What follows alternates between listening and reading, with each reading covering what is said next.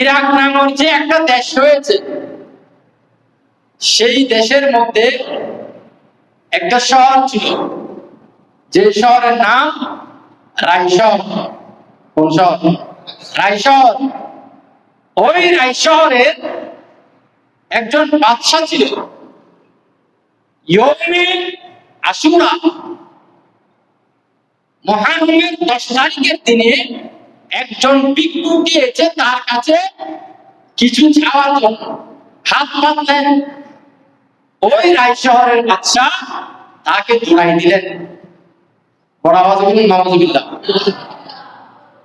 ওই রাইশহরের বাদশা যখন ওই ভিক্ষুকে ধরাই দিলেন, তাড়িয়ে দিলেন, পাশে একজন খ্রিস্টান মানুষ এই দৃশ্যটা দেখে রইলেন। যখন ভিক্ষুক মুখ ফিরালেন, তখন ওই খ্রিস্টান মানুষ তাকে ডাকলেন, ভিক্ষুককে ডাকলেন, ভাই তুমি এদিকে আসো। ওই খ্রিস্টানের সামনে যখন গেল, তখন ভিক্ষুককে ওই খ্রিস্টানের কতগুলো দিরহাম দিয়ে দিল। সুবহানাল্লাহ। ওই ইয়ৌমে আশুরা 10 তারিখের দিনে ওই রাইশহরের বাদশা খ্রিস্টানের তামাশাটা দেখে রইলেন। খ্রিস্টান হয়ে ওই মানুষকে দিরহাম দান করলো। ওই ভিক্ষুক এটা নিয়ে খুশি হয়ে গেল। দান করার পর খ্রিস্টানটা একটু আনন্দিত হয়ে গেল, একটু আনন্দ পেল, চলে গেল। রাতের বেলায় ওই রাইশহরের বাদশা একটা স্বপ্ন দেখলেন যে তার সামনে একটা বিশাল রাজপ্রাসাদ, অনেক সুন্দর, স্বর্ণ দিয়ে মোড়ানো। ওই স্বপ্নের ভিতরে ঘরের ওই রাজপ্রাসাদের সামনে গেলেন। রাজপ্রাসাদের সামনে যাওয়া মাত্র গায়ের থেকে আওয়াজ আসলো, এই রাজপ্রাসাদে তুমি ঢুকতে পারবে না। এই রাজপ্রাসাদটা ছিল তোমার, কিন্তু তোমার থেকে অন্য আরেকজন নিয়ে নিয়েছে। সুবহানাল্লাহ। স্বপ্নের মধ্যে দেখলেন ওই রাজপ্রাসাদটা তার নয়। রাজপ্রাসাদটা হলো যেই বান্দা ওই ইয়ৌমে আশুরার 10 তারিখের দিনে একজন ভিক্ষুককে দান করলেন, সেই রাজপ্রাসাদটা হলো তার। সুবহানাল্লাহ। ওই বাদশা সাহেব ঘুম থেকে উঠে খ্রিস্টানের বাসায় চলে গেলেন।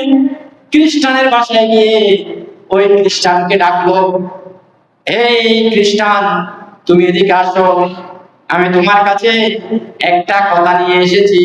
সেটা হলো, তুমি যে গতকালকে একজন ভিক্ষুককে তুমি যে দান সৎকার করেছো, সেই দান সৎকার পুরস্কার যে তুমি যেটা পেয়েছো, সেটা তুমি আমাকে দিয়ে দাও, আমি তোমাকে 1 লক্ষ দিরহাম দিয়ে দেব। সুবহানাল্লাহ। ওই খ্রিস্টান সাহেব বললেন, ও রাইশহরের বাদশা, শুনো, কালকে রাত্রে তুমি যে স্বপ্ন দেখেছো, সেই স্বপ্নটা আমি খ্রিস্টানও দেখেছি। সুবহানাল্লাহ। সেই স্বপ্নটা আমিও দেখেছি। তুমি যে রাজপ্রাসাদ দেখেছো, আমিও সেই রাজপ্রাসাদটা দেখেছি। কিন্তু শুনে রাখো, আমি যে গতকালকে 10 তারিখে, মহররমের 10 তারিখে আমি একজন ভিক্ষুককে কিছু দিরহাম দান করার পর যে আমি এই রাজপ্রাসাদ পেয়েছি, সেই কারণে আমি এই রাজপ্রাসাদের মালিক হয়ে গেলাম। সাথে সাথে আমি মধু কলমা পড়ে দিলাম, লা ইলাহা ইল্লাল্লাহু মুহাম্মাদুর রাসূলুল্লাহ। উচ্চ আওয়াজে বলুন সুবহানাল্লাহ। সেই জন্য আল্লাহ রাসূল সাল্লাল্লাহু আলাইহি ওয়াসাল্লাম ইরশাদ নুরানি করেছেন, ওয়াজিলু বিসসাদাকাতি ক্বাবলা তাহকুল মাল। হে আমার উম্মতগণ, তোমরা তোমাদের ধন সম্পত্তি নষ্ট হয়ে যাওয়ার আগে আগে তোমরা কিছু দান সদকা করে দেবে। সুবহানাল্লাহ।